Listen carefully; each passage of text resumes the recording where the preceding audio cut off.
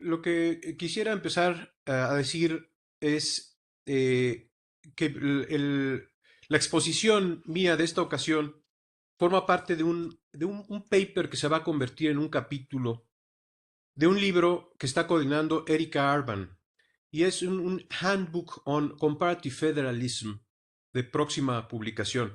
Hace unos meses, casi hace un año, Erika me invitó a escribir un artículo sobre federalismo en América Latina.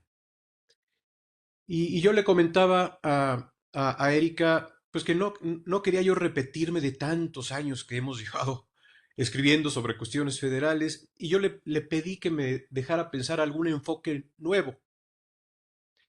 Y finalmente llegué a un enfoque que es lo que voy a tratar de describir en esta ocasión, que es el que tiene que ver con toda una literatura compuesta por ensayos, artículos y libros que hablan del fracaso del federalismo en América Latina, ¿no? Por eso es que el paper, el futuro capítulo, se titula Reflexiones sobre el así llamado fracaso del federalismo y de la descentralización en América Latina, ¿no? Entonces, lo que he hecho en ese trabajo básicamente es revisar toda esa literatura y tratar de entender a qué se refieren los distintos autores cuando hablan de ese así llamado fracaso. No del federalismo, sino de la descentralización, porque hay países, como lo describiré en mi exposición, países como Colombia, Perú y Chile, que siendo unitarios han intentado procesos de descentralización. Bien, entonces, mi análisis, mi paper inicia, pues primero con una descripción de aquellos países que ustedes saben bien, los países latinoamericanos que eligieron la forma federal de Estado. Son Argentina, Brasil, México y Venezuela, ¿no? Fueron procesos de decisión complicados para llegar a la forma federal. Hubo guerras civiles para llegar a esa decisión. Y lo mismo los países unitarios, no fue de inmediato que eligieron la forma unitaria, sino que también hubo complejos procesos de conflicto en Perú, en Colombia y en Chile, para finalmente llegar a la forma unitaria, ¿no? Ahora, el punto de partida del análisis es lo que ya mencioné. Tanto en el caso de los países federales como en el caso de los países unitarios que han intentado procesos de descentralización, la literatura o gran parte de la literatura nos habla del fracaso de esas experiencias, ¿no? Entonces, lo primero que voy a tratar de hacer es tratar de indagar, y de hecho es lo que me va a llevar el tiempo que tengo para esta exposición, es tratar de indagar qué puede significar el fracaso del federalismo, qué significa para los autores que han escrito acerca de esta temática. Son varias hipótesis, son las que quiero someter a consideración de ustedes. Una primera vertiente nos habla del fracaso como la imposibilidad de establecer sistemas federales. Hay estados en América Latina que intentaron crear un sistema federal, pero que finalmente no lo lograron y en su lugar establecieron sistemas unitarios. Es el caso de Colombia. Colombia tuvo una constitución federal, se denominó oficialmente la Constitución de los Estados Unidos de Colombia. Es la también conocida como Constitución de Río Negro de 1863, que creó un Estado federal muy similar formalmente y normativamente hablando a la Constitución de los Estados Unidos de América, el gran modelo que seguimos muchos de nuestros estados. Finalmente esa constitución fracasó después de una serie de guerras civiles, rivalidades entre los estados colombianos, recelos en relación con el gran poder de Bogotá, Santa Fe, como digamos, el estado más fuerte, más poderoso, e incluso conflictos en torno al papel de la Iglesia Católica y de la religión en el Estado federal colombiano. Todo eso derivó en una serie de luchas que finalmente acabó con el sistema federal y terminó por implantar con la Constitución de 1886 una constitución unitaria, de un Estado unitario. Otro caso que menciono brevemente es el caso de América Central. América Central tuvo una constitución federal, se llamó la Constitución de la República Federal de Centroamérica, de 22 de noviembre de 1824. Igual, una serie de conflictos, rivalidades entre los caudillos de los distintos estados de Centroamérica, el desproporcionado poder de Guatemala en ese arreglo federal centroamericano y también la desarticulación regional, la poca integración económica entre los países centroamericanos. Todo eso contribuyó a que finalmente la Federación Centroamericana quedara disuelta en 1840. Una, una segunda vertiente de ver el así llamado fracaso del federalismo en América Latina, lo voy a poner así, tiene que ver con la idea de la incapacidad de seguir el modelo federal de los Estados Unidos de América, ¿no? Esto lo voy a tratar de explicar. Básicamente, esta vertiente de análisis lo que sostiene es que el federalismo en América Latina fue una especie de importación extralógica, una imitación extralógica de la experiencia constitucional y federal de los Estados Unidos de América. Se importaron, se trasplantaron las instituciones de la Constitución norteamericana, pero no había las condiciones para que ese arreglo institucional funcionara, ¿no? Y aquí sí hay una serie de autores mexicanos, brasileños, argentinos, que, digamos, profetizaban que el fracaso iba a ocurrir, ¿no? En el caso de México hay un autor que fue uno de nuestros padres fundadores, en 1824, Fray Servando Teresa de Mier, que escribió un ensayo eh, muy conocido que se titula Profecía sobre la Federación, en donde básicamente lo que dice es que no había las condiciones para que funcionara un sistema federal y auguraba un fracaso de esa experiencia. El mismo Alexis de Tocqueville, en su libro de La democracia en América, tiene un párrafo en donde básicamente dice, los mexicanos tomaron la letra de la Constitución norteamericana en el tema federal, pero no tomaron su espíritu. O sea, lo que está diciendo es que no había las condiciones para un sistema federal en México. En el caso de Brasil, y Luis, aquí pido tu corrección, el caso de Brasil, hay un autor, yo la verdad no lo conocía, me parece que fue también otro de los padres fundadores de la República, bueno, del Estado independiente brasileño, se llama el Vizconde de Uruguay. Me llama la atención porque es de Uruguay, pero es brasileño, ¿no? Y él decía, en Brasil no hay las condiciones para un sistema federal. Básicamente decía, no hay una tradición de autogobierno. Y el self-government es un elemento esencial para que pueda funcionar un sistema federal. Y en Argentina hay autores también desde 1810 decían, el sistema federal no es para Argentina, ese es un sistema inverificable, decía un autor en Argentina.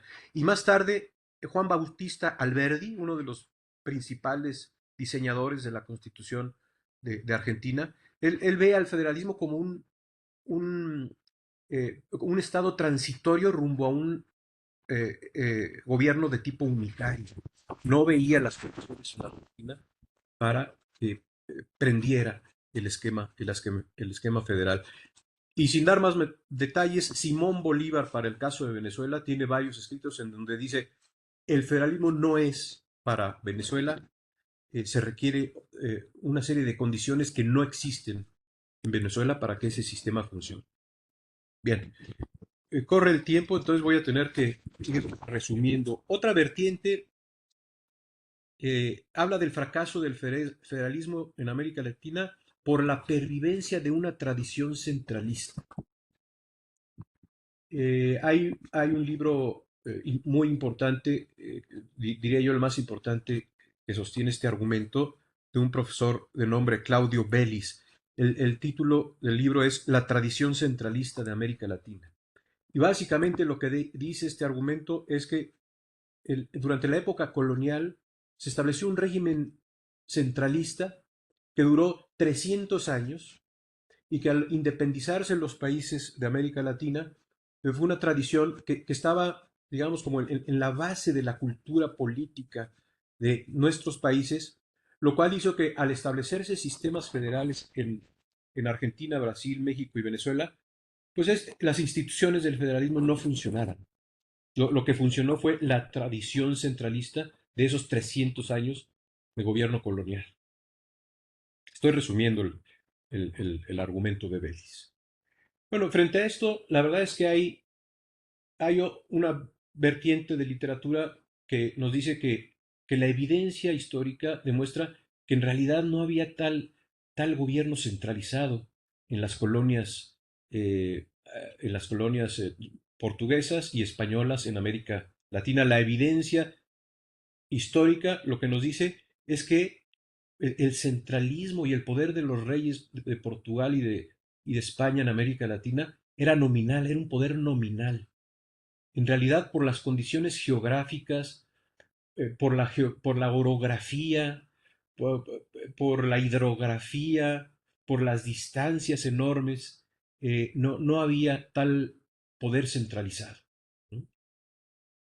Eh, Sino que más bien se fue generando a lo largo de esos 300 años un, un sentido de autonomía centrado sobre todo alrededor de la institución del cabildo y de los ayuntamientos, y que en el momento en que viene la independencia de los países latinoamericanos, esas autoridades del cabildo y de los ayuntamientos son los que empiezan a dibujar en algunos de nuestros países la posibilidad de una opción de corte federal. Eh, Otra vertiente que debo mencionar es la idea del fracaso del federalismo por el hiperpresidencialismo. El fracaso del federalismo por el hiperpresidencialismo. ¿Qué es el hiperpresidencialismo? Y aquí tomo la definición, no sé si esté todavía por ahí, lo había visto el nombre de Antonio María Hernández, es de las personas que más han estudiado este tema en nuestra región. Él nos habla del hiperpresidencialismo como la concentración del poder en el presidente más allá de las competencias fijadas por la Constitución, en desmedro de la división y equilibrio de los poderes y de los principios de la democracia constitucional. Y es un fenómeno que se encuentra presente en muchos países de nuestra región. En el caso de Argentina, Germán Vidart, famoso profesor de la Universidad de Buenos Aires, hace este vínculo entre eh, federalismo débil e hiperpresidencialismo. De hecho, nos dice, en Argentina se fue desarrollando un federalismo, utilizo sus palabras, mezquino, decadente y disociado. ¿Por qué? Por el crecimiento exagerado del poder de los presidentes en ese país. De hecho, en uno de sus libros nos dice el profesor Vidart que el gobierno federal en Argentina hizo hábito de no asociar a las provincias. Nos dice, las provincias a veces se marginaron o consintieron las dependencias o paralizaron sus competencias. No se usaron los instrumentos posibles de concertación y se prefirió el aislamiento o la hegemonía. Nos dice, se atrofiaron instituciones hábiles en el caso del federalismo argentino. En el caso de México, pues el hiperpresidencialismo está asociado con la creación de un sistema de partido hegemónico que tuvimos entre 1929 y 2000. El partido surgido de la Revolución Mexicana, que adoptó varios nombres, finalmente adoptó el nombre de Partido Revolucionario Institucional. Ese sistema que se creó hiperpresidencialista alrededor del sistema de partido hegemónico, es lo que explicó la subordinación de los gobiernos estatales al presidente de la República. De hecho, es este concepto de la subordinación jerárquica de los gobiernos estatales en relación con el gobierno federal lo que caracteriza a los llamados sistemas federales centralizados. El concepto de federalismo centralizado que se ha utilizado para describir a los sistemas federales de América Latina, sobre todo Argentina y México, pues se caracteriza por esa subordinación jerárquica a la que me acabo de referir. Por no hablar de Venezuela, ¿no? Los estudios, sobre todo los recientes del caso venezolano, pues nos hablan, y aquí utilizo palabras de Alan Brewer Carías, nos hablan de un presidencialismo autoritario que ha terminado por casi desconocer las autoridades y los poderes de los estados venezolanos. Brasil es un caso aparte. Eso lo debía haber dicho desde el principio. Brasil no encaja eh, en esta idea del fracaso del federalismo, en gran parte diría yo por sus condiciones, por su tamaño, sus dimensiones geográficas, pero no nada más por eso, sino por su sistema de partidos y la forma en que se ha configurado su sistema presidencial. Eh, digamos que los estados, sobre todo algunos, tienen mayor margen de autonomía en relación con el gobierno federal. Y esto lo digo porque precisamente se ajusta a lo que estoy diciendo del hiperpresidencialismo. Se habla también de un hiperpresidencialismo en Brasil, pero aquí tomo ideas de Virgilio Afonso da Silva, quien nos dice que en Brasil ha existido un federalismo institucionalmente débil, pero políticamente fuerte. Y para explicar esto, acude a dos razones digamos, para explicar esta circunstancia. Nos dice, en Brasil los gobernadores tienen un gran poder, debido, por un lado, a las reglas del sistema electoral y por las características del sistema de partidos, en el cual los gobernadores son determinantes en la integración de las cámaras del Poder Legislativo Federal. Eso por un lado. Y por otro lado, varios estados de Brasil tienen una gran fuerza y una gran potencia económica, lo que proporciona a sus gobernadores gran influencia política a nivel nacional. Entonces, lo que se ha desarrollado en Brasil no es una subordinación de los gobernadores hacia el gobierno federal, sino un esquema más bien como de colaboración y de negociación. Entonces, Brasil es un caso, es un caso, es un caso aparte. Después en el paper, y ya voy terminando, paso al análisis de los estudios que hablan del fracaso de la descentralización en Perú, Colombia y Chile. En el caso de Perú se inicia un proceso de descentralización en 2002 con el presidente Alejandro Toledo, pero si uno revisa la literatura sobre ese proceso descentralizador en Perú, encuentra uno calificativos como los siguientes.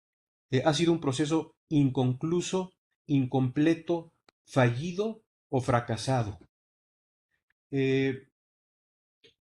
No voy a mencionar todos digamos, las razones o los factores que han llevado a esta situación. Menciono un factor que al parecer es muy importante, que tiene que ver con la debilidad de las capacidades estatales en los departamentos. Es debilidad institucional en términos de capacidad para proveer servicios públicos, para realizar funciones públicas. Eso ha sido un factor determinante en Perú y también en Colombia. En Colombia, eh, la falta de capacidad institucional y administrativa, de gestión administrativa en los departamentos y en los municipios parece ser también un factor importante, aunado, sobre todo en el caso de Colombia, con el poder del crimen organizado y de grupos armados que existen a nivel local y que tienen una gran influencia en gran parte del territorio colombiano, incluso me encontré con un concepto que pues, dice mucho y que impresiona, pero que explica en buena medida este denominado fracaso de la descentralización en Colombia, que es el concepto de que en Colombia existe un apartheid institucional. Es decir, gran parte de la, a ver, una proporción muy grande de la población colombiana vive en una situación de exclusión de las instituciones del Estado. No hay Estado. A pesar de que formalmente existan, en la realidad no existe el Estado para, por lo menos, dice este estudio, el 14% de la población total del país. Digo, eso lo menciono como un dato importante para explicar esta eh, dificultad para que funcionen procesos de descentralización. Y finalmente en Chile, al parecer, además de la falta de capacidades institucionales y de gestión administrativa en los departamentos y en los municipios, ahí parece que sí hay un factor cultural muy importante. De los autores que pude revisar, reiteran la existencia de una cultura política centralista. Todo se espera que venga desde el centro, según refieren eh, los distintos autores que revisé para elaborar la parte de Chile. Bueno, con esto termino. Someto a su consideración estos conceptos. El paper está en formación, entonces todo lo que me puedan decir me va a servir mucho para afinarlo. Fracaso, en el caso de México, fracaso del federalismo, pues fracaso en términos de cumplir con las promesas de la Constitución. Yo así lo resumiría para el caso de México. La Constitución dice, el Estado mexicano se compone por estados libres y soberanos. Esa es una promesa incumplida en la Constitución. Y también fracaso en términos de control vertical. Esa promesa que proviene del federalista número 10, de que efectivamente el federalismo pueda funcionar como un control vertical del poder, en el caso de México no ha funcionado. Más bien, estamos entrando una vez más en una etapa de hiperpresidencialismo como nunca antes lo habíamos conocido. Y eso, por supuesto, va a afectar la forma en que funciona nuestro sistema federal. Gracias por su atención.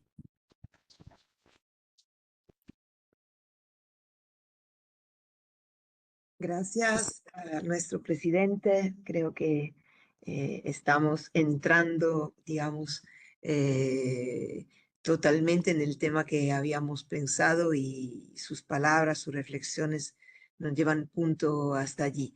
Mientras hablabas, pensaba a dos cosas que creo que seguramente Tania va a retomar, pensando el tema de la cultura y el tema de la, digamos, de lo que está prometido en una constitución y luego no se desarrolla. Lo pensaba también por lo que está pasando y lo que ha pasado y bueno, no sé cómo se desarrollará también en España y por alguna parte, por eso mencionaba Tania, se puede imaginar también por Italia, ¿no? Constituciones que tenían una esperanza, que daban un espacio y que luego se han desarrollado de manera diferente, quizá como se han desarrollado como podían o como alguien quería, esto lo dejo para vosotros. Le daría la palabra a Tania Groppi, seguramente, Luis, si te parece, y luego te dejo, como te veo allí ya tranquilo, te dejo, como dice el papel, moderar este encuentro, pero déjame que presente y que deje la palabra a Tania, que bueno, en este grupo no necesita ninguna presentación, porque a pesar de ser una gran amiga de la sección, ella conoce Latinoamérica mejor de muchos de los que trabajan este tema en Italia y bueno, le dejo la palabra porque aquí creo que se encuentre muy bien hablando con un conocimiento muy grande de la región y sobre todo con un conocimiento enorme de federalismo, de centralización en Italia y en Europa. Así que gracias, Tania, por estar aquí. Sé que es un día atarreado, pero gracias. Gracias, Ana, por esta invitación. Gracias, Luis. Y como ya lo comentó José María, siempre es un gusto coincidir y estar en este diálogo, en esta conversación con él, que coincidimos varias veces. Y muchas veces tenemos la suerte de coincidir en lo presencial, no solamente lo virtual. Así, este tema que estamos conversando hoy, voy un poco a retomar, no, la idea que desde el federalista, desde Madison, que la conclusión de José María, esta idea del control vertical, es decir, la división vertical de poderes, para, para presentar quizá un enfoque un poco distinto, Ana, de lo que tú pensabas para mí hoy. Pero quiero presentar este tema de la autonomía territorial en los retrocesos democráticos, las regresiones democráticas, bajo la perspectiva del Consejo de Europa. Hoy yo estoy en Estrasburgo y estoy en Estrasburgo no solamente, eh, claro, estudiando este tema, pero sobre todo desarrollando el papel de Constitutional Advisor del Congreso de Poderes Locales y Regionales del Consejo de Europa. Así, quiero un poco también aprovechar voy a hacer algo diferente. José María ya presentó sobre todo su investigación sobre la visión de la doctrina del fracaso del federalismo en América Latina. Yo quiero dialogar desde el punto de vista de Europa, pero quizá presentando algo más práctico sobre experiencias desde la perspectiva del Consejo de Europa. Y voy a dividir, y Ana, por favor, si me detengo, si hablo demasiado, dímelo, porque tenemos 20 minutos y ya quizá utilice 2 o 3. Así, por favor, avísame, porque siempre si, en esos eventos online es más difícil, porque no puedes pasarme un papelito o algo para decirme 1 minuto o 2 minutos. Así, estamos entre amigos, es un evento bastante informal. Así. Así, voy a dividir mi presentación, que es sobre autonomía territorial y regresiones democráticas en la perspectiva del Consejo de Europa, en 2 partes. En una primera parte voy un poco a presentar, sobre todo para los colegas de América Latina, pero también puede ser útil para los europeos porque no es un tema muy conocido, cómo el Consejo de Europa se relaciona con autonomía territorial, que puede ser federalismo, regionalismo, autonomía local. Y en la segunda parte voy más a enfocarme sobre lo que está pasando en muchos países miembros del Consejo de Europa a nivel de este retroceso, erosión democrática y ver cómo se relaciona con la autonomía local. Así, y primero, en el Consejo de Europa sabemos están 46 Estados miembros, es una institución diferente de la Unión Europea, y ya no está Rusia después de la agresión a Ucrania, y es una organización internacional que tiene 3 pilares, que desde el principio, cuando se estableció en el principio de los años 50, tiene como pilares la democracia, garantizar la democracia, derechos humanos y Estado de Derecho. Y dentro de las instituciones del Consejo de Europa hay algunas instituciones que quizás son muy conocidas, como la Corte Europea de Derechos Humanos y la Comisión de Venecia, que se ocupan de, por un lado, la Corte de Derechos Humanos y Democracia y Estado de Derecho, la Comisión de Venecia. Pero hay también un órgano, una institución que es la segunda cámara del Consejo de Europa, al lado de la Asamblea Parlamentaria, que es el Congreso de los Poderes Locales y Regionales. Y, es decir, es un órgano político en el que están representados todas las entidades subnacionales, todos los niveles subnacionales de los 46 estados. Están delegaciones nacionales integradas por representantes en consejos, asambleas locales, regionales. Y este órgano se ha desarrollado sobre todo en los años 90. En realidad, este órgano con ese nombre se estableció en los años 90. Ya antes existía otro órgano, quizá con menos poderes. Y su papel central es el monitoring de un tratado internacional que se firmó dentro del marco del Consejo de Europa en 1985 y es el único tratado internacional a nivel mundial sobre la autonomía local. Es la Carta Europea de la Autonomía Local, que es un tratado, y yo, claro, como trabajo mucho en este tema, así a mí me interesa, me parece un tratado muy interesante y sé que en América Latina, por ejemplo, hubo intentos dentro de la Organización de Estados Americanos de tener un tratado parecido, pero finalmente fracasó. El fracaso de tener un tratado internacional a nivel regional de América Latina sobre autonomía local.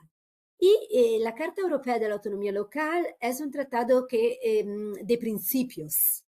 No son reglas de detalles, pero son principios sobre muchos temas, la democracia a nivel local y la dialéctica democrática, el papel de las oposiciones, por ejemplo, y elecciones locales y las competencias, las funciones de colectividades locales, financiación, el control sobre colectividades locales, el derecho de recurrir a un juez para la defensa de la autonomía local. Son muchos principios que afectan sea las funciones y la autonomía en el ejercicio de las funciones, sea también la organización que tiene que ser democrática a nivel local. Y el monitoring de la Carta en los 46 Estados miembros, así empiezo la segunda parte ahora, se ha desarrollado desde el principio de los años 2000. Cada 4 años, 4 o 5 años, se escribe un reporte sobre el cumplimiento en el país de las obligaciones de la Carta Europea de la Autonomía Local. Y si se mira a la página web, por ejemplo, eso es muy interesante. Es una fuente muy interesante de informaciones sobre los 46 Estados miembros. Allí se encuentra no solamente el formante, podemos decir, normativo, pero también la práctica, es decir, es una actividad que implica no solamente un cumplimiento legal, que todo su sistema jurídico tiene que cumplir con las obligaciones del tratado, pero también cómo se aplica en la práctica tiene que cumplir. Y lo que ha pasado en los últimos años, desde cuando empezó en los países europeos este retroceso democrático, y son países muy conocidos, claro, los más conocidos son Polonia, Hungría, Turquía, pero hay más países, quizá menos conocidos, como Eslovaquia, como Serbia, y Estados miembros como Georgia, la República de Moldova, Ucrania misma, que tienen problemas democráticos Azerbaiyán, muy importantes. Y lo que vimos en esta actividad es que muchas veces, porque aquí tenemos que debatir el tema, pero la separación vertical de poderes puede ser un instrumento para fortalecer la resiliencia democrática. Los países que tienen una descentralización más fuerte, con raíces y con una cultura y con reglas también, puede resistir más a los nuevos autoritarismos. Esa es la pregunta, y una pregunta que solamente se puede contestar con un análisis empírico, en mi visión. Así tenemos que ver qué ha pasado en estos países. Y lo que podemos ver, me parece, es que muchas veces en estados donde todas las instituciones de la separación vertical de poderes se capturan, pero quizá hay algunas resistencias de la oposición a nivel local, es decir, hay algunas, sobre todo en las grandes ciudades, en esos países. Polonia es un caso y Turquía son casos que se destacan por esto, es decir, se capturan muchas instituciones, incluso las de garantía, pero la democracia sigue a nivel local, es decir, la oposición gana las elecciones muchas veces a nivel local, sobre todo en las ciudades. Y es allí donde el tema de la separación vertical de los poderes empieza a verse, porque lo que estos regímenes liberales hacen, claro, es intentar limitar la autonomía local. Y allí es donde, por ejemplo, la actividad del Congreso con el monitoring de la Carta puede contribuir a evidenciar lo que está pasando y apoyar en alguna manera esta resistencia a nivel local. Y dentro de este marco, para no detenerme demasiado, dentro de este marco quiero evidenciar, no voy a hablar de las disposiciones de la Carta Europea de la Autonomía Local, no tengo tiempo, que son las disposiciones claves para proteger la democracia a nivel local y la separación vertical de poderes mismas. Pero me parece que una cosa que estamos viendo en el Consejo de Europa es que el Consejo de Europa está cada día más preocupado para el deterioro de la democracia y del Estado de Derecho. Y el evento, no sé cómo decirlo en español, de Reykjavik, la reunión de Reykjavik de 2023, que es la tercera en la historia del Consejo de Europa,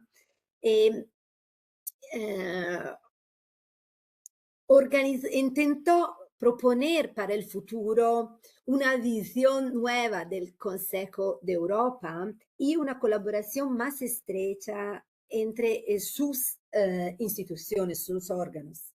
Y lo que podemos ver es que el Congreso de los Poderes Locales, que es el órgano que tiene que cuidar el cumplimiento de la Carta, está trabajando cada día más con la Corte Europea de Derechos Humanos y con la Comisión de Venecia. La Corte Europea de Derechos Humanos tiene un problema de incumplimiento, de inejecución de las decisiones enorme y no tiene los poderes que tiene la Corte Interamericana, porque es el Comité de Ministros en el sistema del Consejo de Europa que cuida la ejecución de las sentencias. Así, la ejecución de las sentencias muchas veces implica una actividad a nivel local. El Congreso trabaja mucho ahora en esto, en el diálogo político, para ver si es posible este cumplimiento. Del otro lado, la Comisión de Venecia. Es decir, el Congreso intenta cada día más fortalecer a nivel jurídico sus opiniones, sus recomendaciones, preguntando a la Comisión de Venecia opiniones. Por ejemplo, sobre la suspensión y la remoción de los alcaldes en Turquía, por ejemplo, o sobre las modificas del sistema de elecciones locales en Georgia, o sobre el hecho de que muchos estados no reconocen el carácter vinculante de los tratados internacionales, incluso la Carta Europea. Muchos estados miembros del Consejo de Europa, como consecuencia, por ejemplo, de reformas constitucionales, como Hungría y como la que está pasando en Eslovaquia estos días. Así, hay un diálogo, eso quería decir, entre el órgano que tiene como papel la garantía de la autonomía local y de la Carta Europea de la Autonomía Local, que es el Congreso, con los órganos que son el Tribunal Europeo de Derechos Humanos y la Comisión de Venecia. Y finalmente todo esto, ¿para qué sirve? Me parece que en su actividad el Congreso, fortaleciendo la relación con los órganos más jurídicos del Consejo de Europa, está intentando, no sé si lo consigue, si lo está consiguiendo la próxima semana, por ejemplo, vamos a ver en Georgia, que es un país donde están pasando muchas cosas que no son buenas para la democracia y el Estado de Derecho, pero lo que está intentando hacer es darle a la oposición, porque el problema en este momento en todos los países es cuáles son los poderes de la oposición política y cuáles son sus espacios. Y a la oposición que está representada a nivel local, sobre todo por alcaldes en ciudades y en colectividades locales, y a organizaciones no gobernativas que trabajan en tema de autonomía local, darle algunos instrumentos para reaccionar.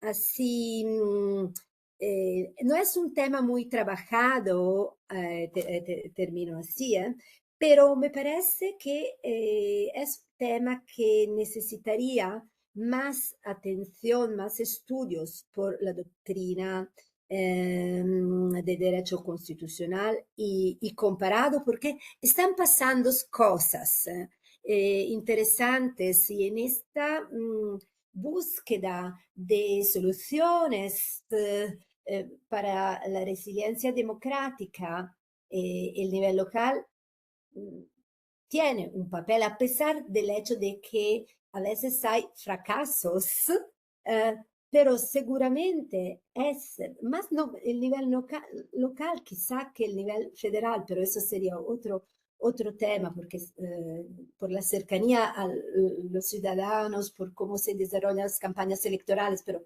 esto es otro tema. Tiene un papel importante y verdaderamente pienso que también esta actividad que el Consejo de Europa está impulsando o tendría que ser más conocida. Así, gracias por todo esto y ya termino.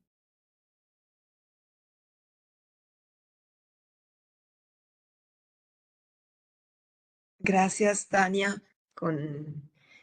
muchísimas gracias. Es una experiencia y unas informaciones que nos has aportado, creo, muy importante y muy interesante para lo que vamos diciendo, porque simplemente, simplemente pienso como creo que era lo que estabas diciendo al final, que en tiempos de crisis democrática, donde la gente participa menos, donde tenemos un tema de abstención al voto muy amplia, yo creo que realmente reactivar esa democracia local de la que hablabas, esos gobiernos locales, hace que la gente se sienta más activa, más involucrada que la política se ocupa más de temas presentes en su vida. Por lo tanto, creo que esta es justamente de otra perspectiva,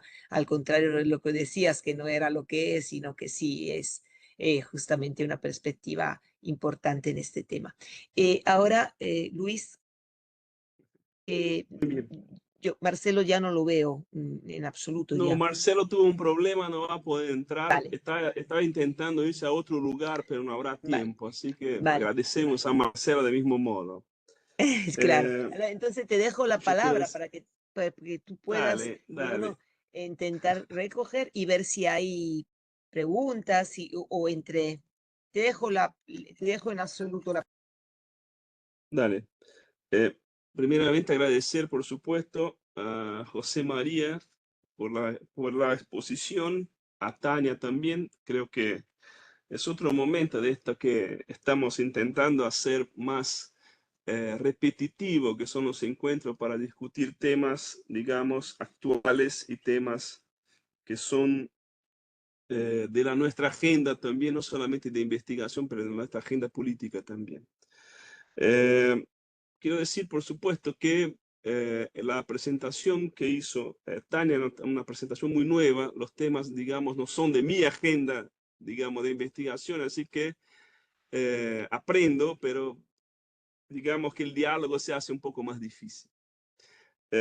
Y por eso voy a tomar un poco el tiempo de José María por la presentación y decir un poco, digamos, de una investigación reciente también que hicimos acá, que acabamos y vamos a publicar un libro que tiene que ver, por supuesto, con esta relación con la cual estoy totalmente de acuerdo entre federalismo y presidencialismo en nuestra región. O sea, me parece que hay una relación causal, digamos, de causalidad, digamos, cuando más, digamos, cuanto más, digamos, se absorben los controles democráticos sobre la figura, digamos, presidencial, ¿no? Cuanto más débiles son, el federalismo es impactado por eso. O sea, se centraliza también el modelo. Porque creo que todos sabemos, y los federalistas siempre estuvieron, digamos, en este plan, con la idea de que son diferentes modelos de controles. O sea, pueden ser horizontales, verticales, pero son formas de control. Y hay un punto, José María, de tu presentación que entendí muy interesante, que es, tuvimos un proceso colonial donde la ausencia, digamos, de la fuerza de los estados ha producido más, digamos, en el plan, digamos, de la realidad que en el plan, digamos, de la regulamentación, el fortalecimiento de las autonomías locales, las autonomías regionales también. Creo que Brasil y Argentina y México tiene eso, pero al mismo tiempo la parte del fracaso es que producimos federaciones centralizadas. O sea, creo que aquí hay un argumento, y eso después quería oírte, digamos, que ya trabajamos mucho en los presidencialismos, pero no sé si está trabajado en los federalismos también, porque, digamos, no lo vi, que es la dominancia en el 19 de las fuerzas políticas conservadoras, más que los liberales, ha producido una propuesta hipercentralizadora en los presidencialismos que se fueron creando. Puede que también, digamos, la hegemonía conservadora, más que digamos, las fuerzas conservadoras a frente, digamos, de las fuerzas liberales, también sean, digamos, un punto de partida para el fracaso de los federalismos, porque las fuerzas conservadoras están siempre en pro, digamos, de la centralización del uso de la fuerza, etcétera, etcétera. Una pregunta: si el argumento del presidencial, de los conservadores y la influencia de los presidencialismos regionales también puede ser un argumento para los federalismos. Esta es una pregunta, José, para que, digamos, pueda desarrollar después. Ahora, una opinión ahí sí una opinión, es que al menos en Brasil, en Argentina principalmente, creo que se tomó mucho tiempo para establecer, digamos, una autonomía conceptual entre entre dos o tres propuestas conceptuales, que son federalismo, democracia y descentralización. Son conceptos que muchas veces son usados sin rigor, como si el federalismo y la democracia fueran, digamos, eh, eh, variantes, digamos, variantes necesarias, ¿no? O si la descentralización, o si cuanto más descentralizado es un federalismo, cualitativamente es mejor. Creo que hay una nube, digamos, de fragilidades conceptuales muchas veces que nos lleva, digamos, a confusiones. No sé si tú crees también en eso. Y nada, sobre la opinión de Virgilio sobre Brasil, creo que está correcto, pero en este momento vivimos un otro momento, creo, porque hay una debilidad fuerte de los gobernadores de Estado, de los estados, precisamente por la distribución financiera que tenemos, que es cada vez más, digamos, problemática. Los estados tienen deudas muy grandes y están, digamos, más dependientes, muchos estados, digamos, del gobierno federal. Pero este es otro tema que podemos hablar en un mes y poco cuando nos encontramos aquí. Así que, dale, agradezco a los dos, agradezco a Ana por la propuesta de este evento bimestral, ¿no? Y nada, escucharlo, si no sé, Ana, podemos pasar también una sola propuesta de preguntas de los que están, si quieren hacer. ¿Sí, no? Sí, yo creo que sí, si hay preguntas o observaciones o... Si los que están quieren preguntar algo, si no, seguimos así hasta la hora decidida por la presidenta.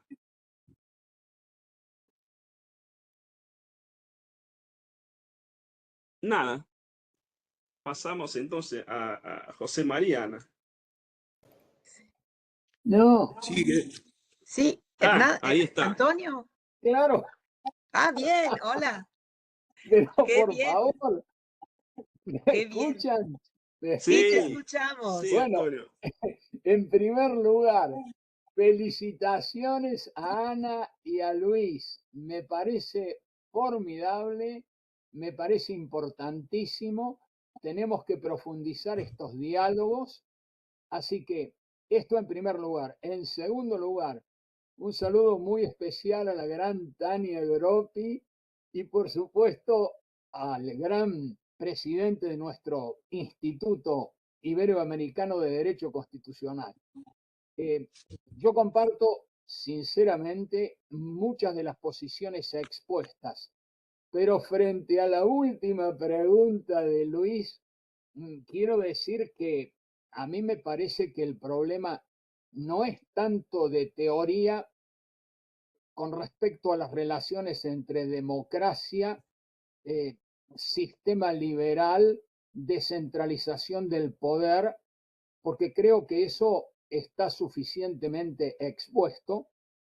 Particularmente me he detenido en esto con citas tanto de Chema como de Tania Groppi en un libro mío que se llama Estudios de Federalismo Comparado, Argentina, Estados Unidos y México. Exactamente. A mí me parece que el problema es otro, hay una muy estrecha relación entre federalismo y sistema republicano. El problema está en nuestra cultura política y ahora en el gran problema que ustedes han señalado con tanta precisión que yo comparto, que es democracia versus autocracia con las diferentes versiones de populismo. Y yo comparto firmemente la idea de que esto afecta poderosamente a la descentralización del poder y al federalismo. Es decir, el problema en nuestros países, imagínense lo que está viviendo hoy Argentina, con hiperpresidencialismo, con gobierno por decreto, el problema está ahí.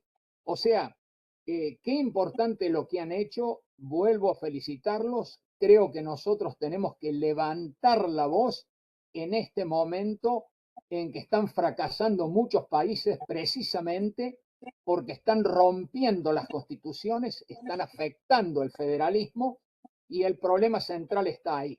Y sobre todo en América Latina, falta de cultura política, avances y erosión profundamente antidemocráticas y obviamente la presencia de estos líderes, particularmente de la extrema derecha que estamos viendo en muchos lugares, tanto de Europa como también de Argentina.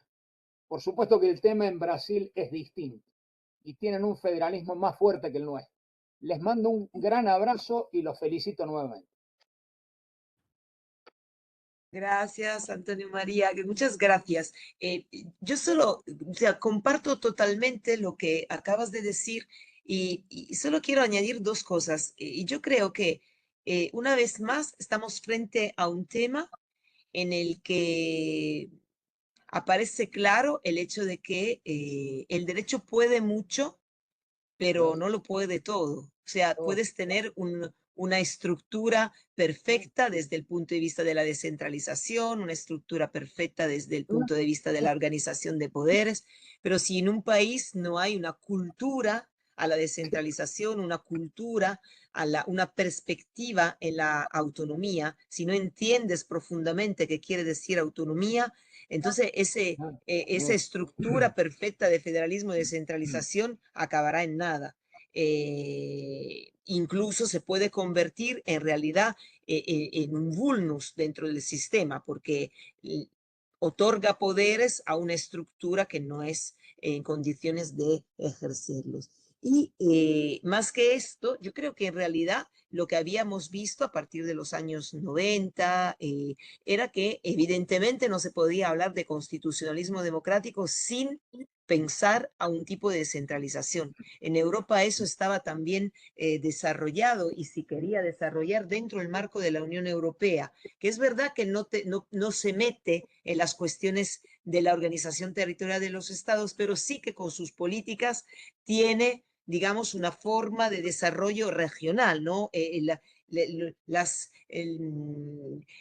Se invierte dinero en regiones que no coinciden perfectamente con los estados. Entonces había una forma de alguna manera de pedirle a los estados de tener una forma descentralizada.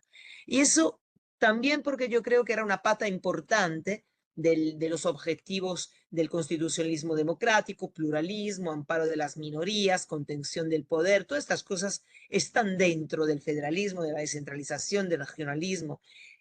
Está claro que cuando, como dice Antonio María, cuando estamos frente a un aumento de la autocracia o una erosión de la democracia, democracias iliberales, todo esto, claramente una de las primeras cosas que se tocan es la descentralización. Pero si juntamos las dos cosas que obtenemos, que también no hay nadie que defenda las autonomías y la descentralización, porque si se han desarrollado en un país donde se ha desarrollado mal por falta de cultura, cuando llega alguien y dice, no, la descentralización es un desperdicio de recursos, no, la descentralización es mala política, no, la descentralización no sirve para nada, entonces no va a encontrar nadie que lo va a defender, porque la experiencia que tenemos y la cultura que tenemos no es una cultura de defensa.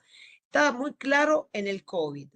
Los países como Alemania, donde tienen una cultura de la descentralización, criticaron algunas cosas que no se hicieron bien, pero nunca pusieron en duda el tema del federalismo, de la descentralización. Sin embargo, en países como Italia o España, por lo menos los que conozco más yo, el tema de la mala gestión del COVID a partir de una mala gestión a nivel territorial se convirtió en las regiones no nos sirven a nada, las comunidades autónomas, a ver si podemos dejar los poderes que ya no podemos más con esos porque no sabemos gestionarlos. Eso no tiene nada que ver con una buena estructura federal. A lo mejor se puede solucionar mejor, pero no es solo eso, es falta de cultura y es un terreno muy fácil de atacar por parte de los autócratas o de los iliberales. Personal.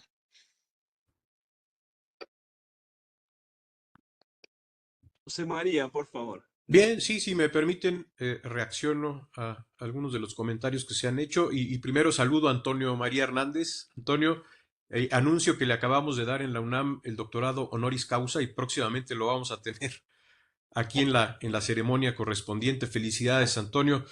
Y de lo que decías, Luis, a ver, sí, y aquí ya no voy a hablar de América Latina, voy a hablar de México, que es el caso que conozco de manera muy cercana, por razones obvias.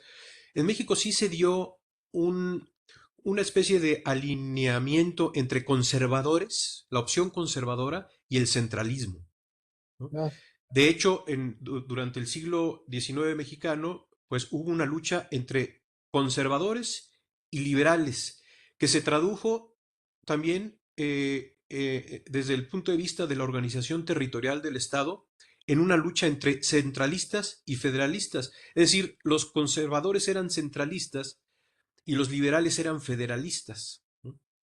Y en el siglo XIX nuestro, pues se fueron alternando en el poder y fuimos teniendo constituciones federales y constituciones de estados unitarios, ¿no? De hecho, en 1836 tuvimos una constitución de corte totalmente unitaria. Desaparecieron los estados como tales, los estados se transformaron en departamentos y se creó un esquema pues típico de un sistema unitario. Finalmente triunfó la opción liberal, es decir, también la opción federal.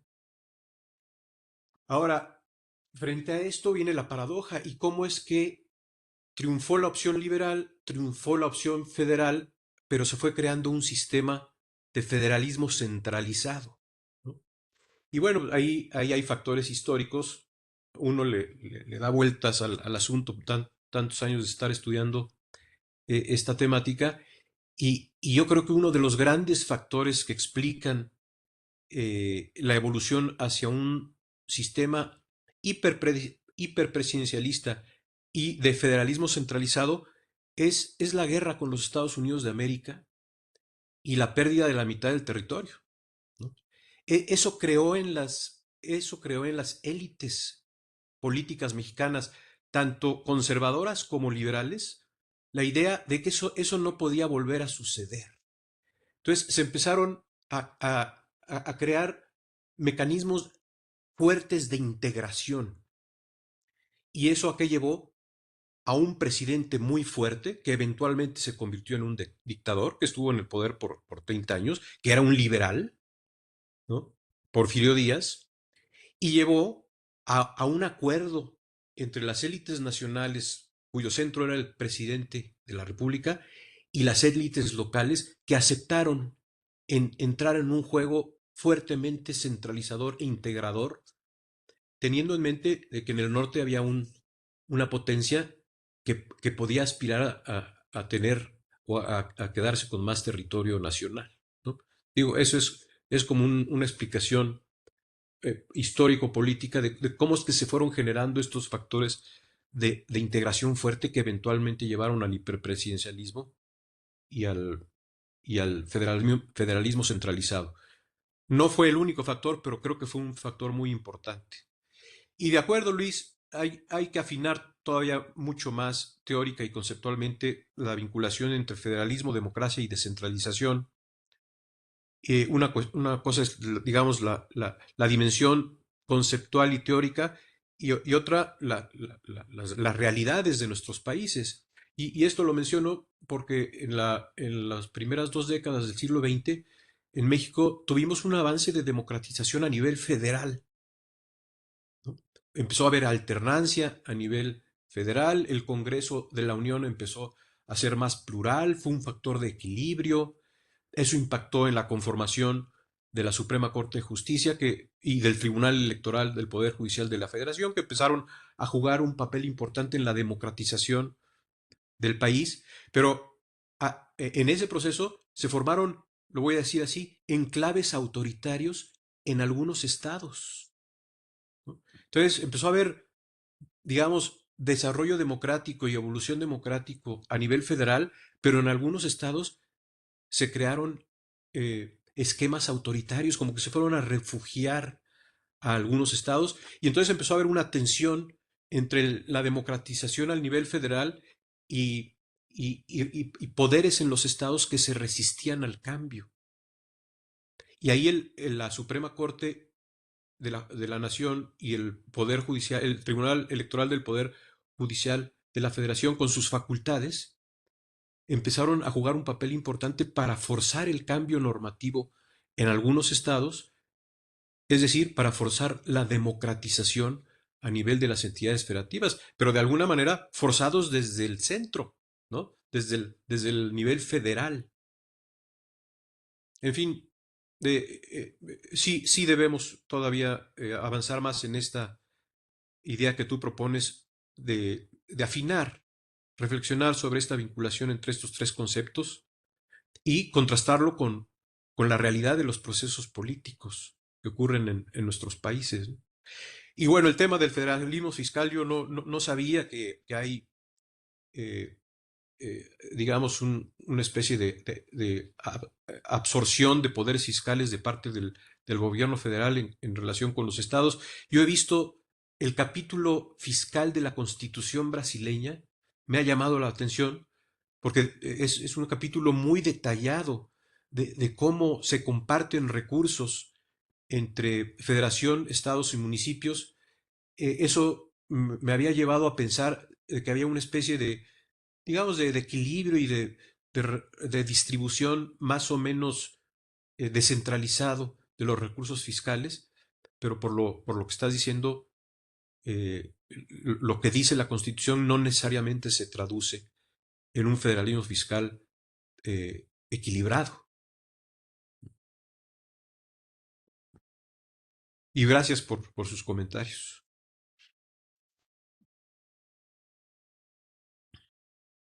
Gracias a ti, por supuesto. Ana, por favor.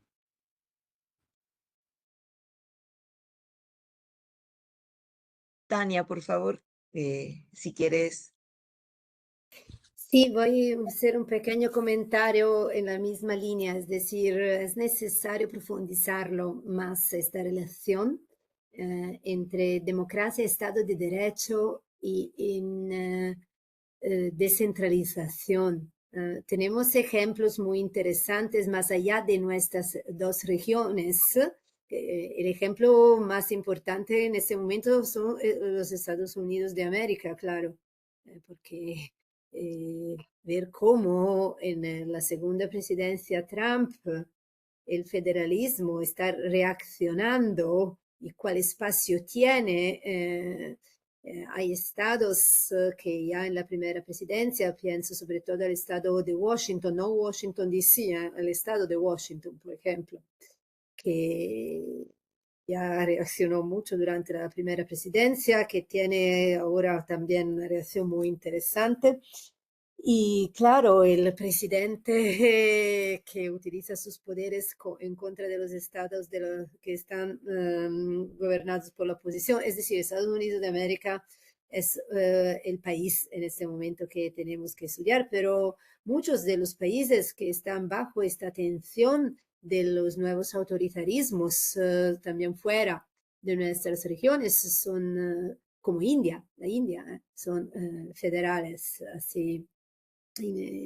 Sería interesante estudiar más estas experiencias. Y por el otro lado, me impactó lo que José María comentaba ahora sobre las resistencias a las transiciones democráticas en los estados mexicanos, en la fase de la transición democrática.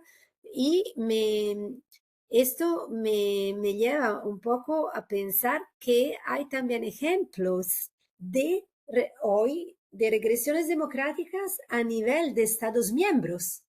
Todo el tema de Turingia en Alemania, que también fue al origen de un interesante proyecto de investigación, fortalecimiento institucional, el Thuringian Project, que está relacionado con un retroceso que todavía, y ojalá que nunca pase, pero no existe a nivel federal en Alemania, pero sí existe a nivel estatal, en un Estado miembro de Alemania.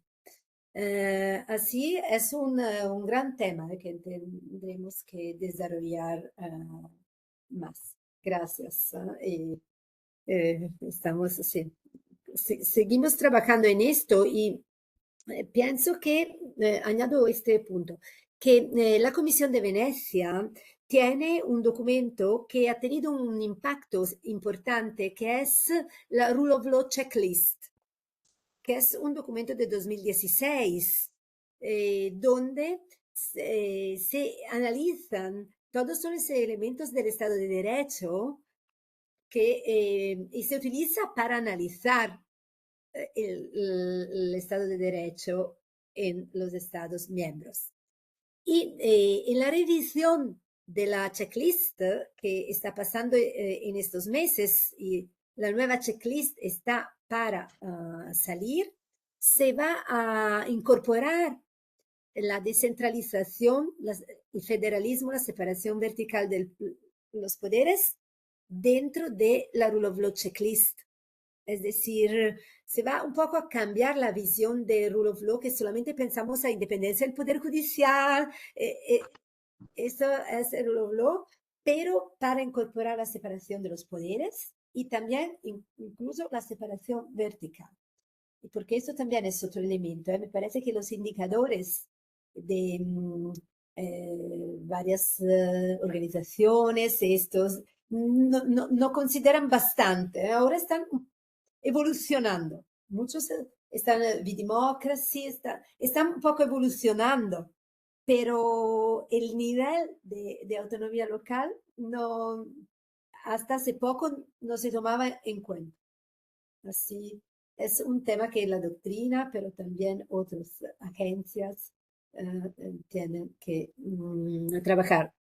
Gracias por todo, por organizar el Gracias. evento. Y un gusto ver a todos y saludar a Antonio María. Claro. Sí. Pero como Quizá, no tiene cámara, quiero verlo. gracias, gracias a todos.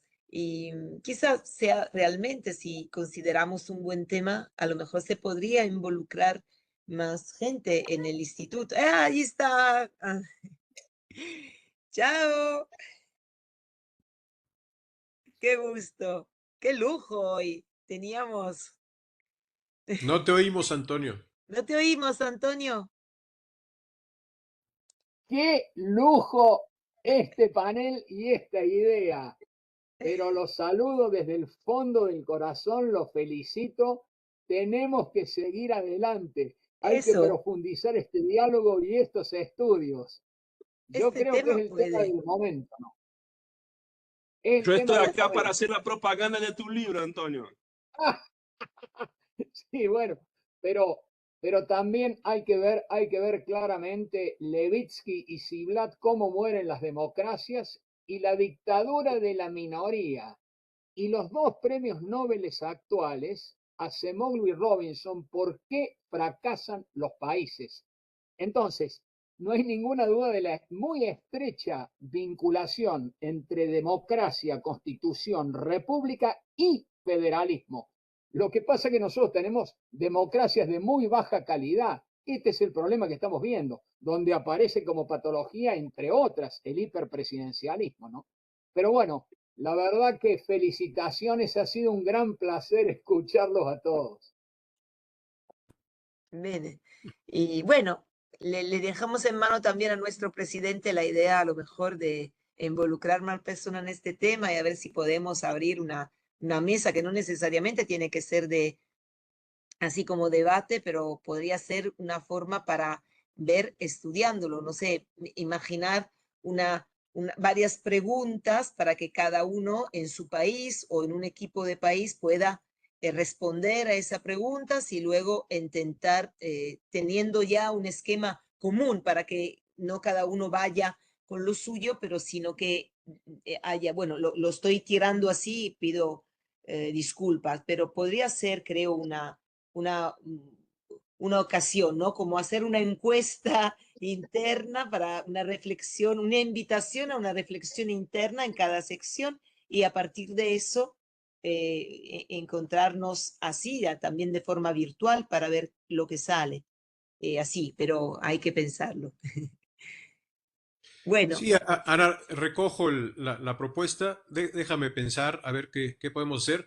Por lo pronto, déjenme hacer publicidad del evento de la próxima semana, que es sobre zonas metropolitanas, ¿no? Que aquí hemos estado hablando, pues, sobre todo de gobierno local, estados, federación, pero la dimensión metropolitana digamos, la nueva dimensión de los sistemas, de muchos sistemas federales y también de los no federales que irrumpen en la agenda constitucional, y por eso es que decidimos organizar este evento de la próxima semana con la Asociación Internacional, es la International Association of Centers for Federal Studies.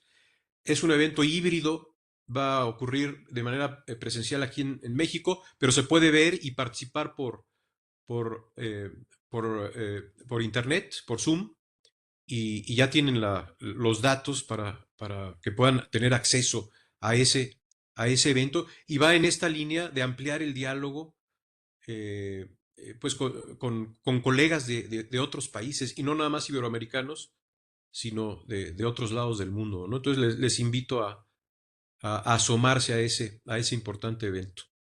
Y gracias una vez más, Ana y Luis, por la invitación. Y por gracias supuesto, a todos. saludar, como siempre, a Tania y Antonio y a todos los demás que están en el chat.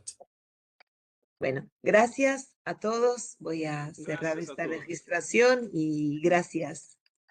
Sì, Chao, chao, hasta chao. Chao, chao. hasta luego. Ciao.